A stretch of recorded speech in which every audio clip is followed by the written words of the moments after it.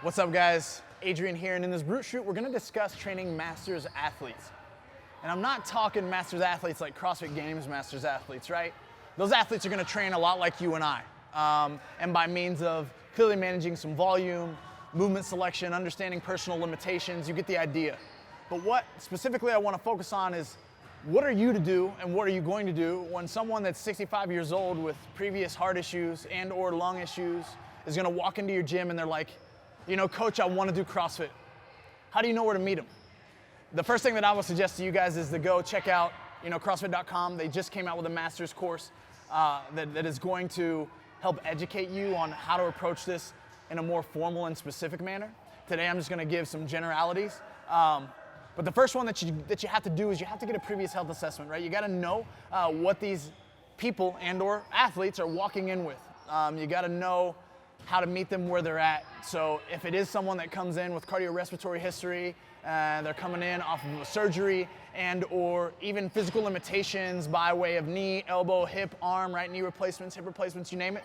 We really never know what we're getting into. You've got to be understanding of what those limitations might look like specifically to that person. And what I mean is, the goal with any CrossFit program, right? So whether you guys are running a Sound Masters program within your gym already or you're not, a lot of times the older demographic is going to need to start with a more elongated on-ramp process.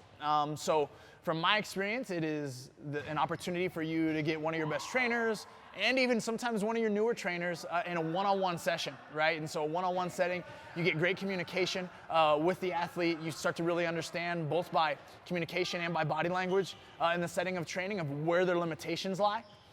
And then because we'd always like to be segmenting people toward a classroom type atmosphere so they can work out with others, considering what might be right for them and helping them understand that, right? From a coaching perspective for you, you gotta understand that our goal is to always get everyone to be doing a full range of motion squat and get everyone as close to the desired stimulus of the workout as possible. So as a programmer, you have to understand where those desires and those ideas are coming from within your own mind if you're the programmer, and if you're not, getting that advice from the person that is programming it. That way I can still allow my older athletes of the demographic that are new and or have these personal limitations to still feel that same response. Now, am I gonna be training a 70-year-old to get ready for the CrossFit Games? Likely not.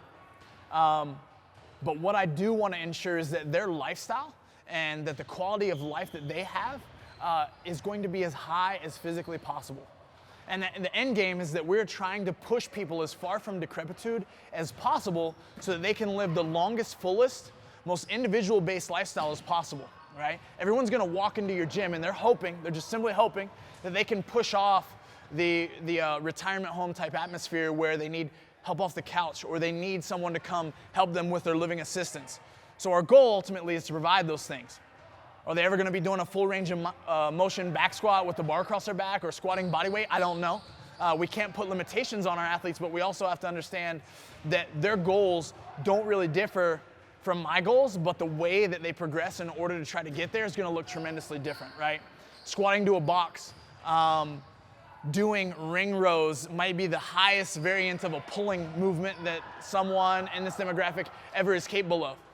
But it's gonna be very different from person to person, right? When it comes to intensity, we wanna consider dialing that back and allowing that to be something that they explore only by you allowing them to, right? And what I mean by that is there's a lot of governing that needs to take place because some people will walk in, and just like in a young athlete, so I'm not saying this to specifically talk about the older generation, but they're gonna walk in and see a class and they're gonna be like, oh, that's how hard I should go.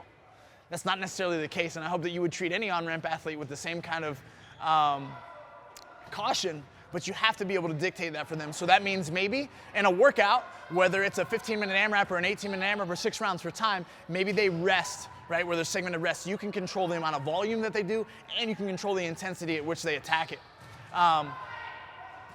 Outside of that, the journey doesn't really change much. You want every workout and movement to still try to get the same as prescribed movements will be. As we get older, we tend to start losing elasticity in our muscles, so we get a little bit rigid, we get a little bit stiff.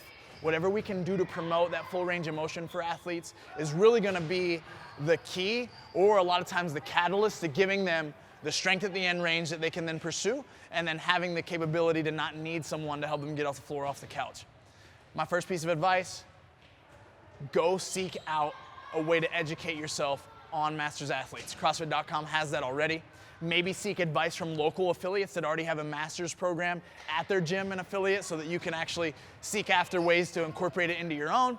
And then also just study up on your own. Understand the human body and what happens to us as we age, and know some key contributors to things that are gonna limit people by way of just chronic disease and things that we're dealing with on a day-to-day with 70% of our population.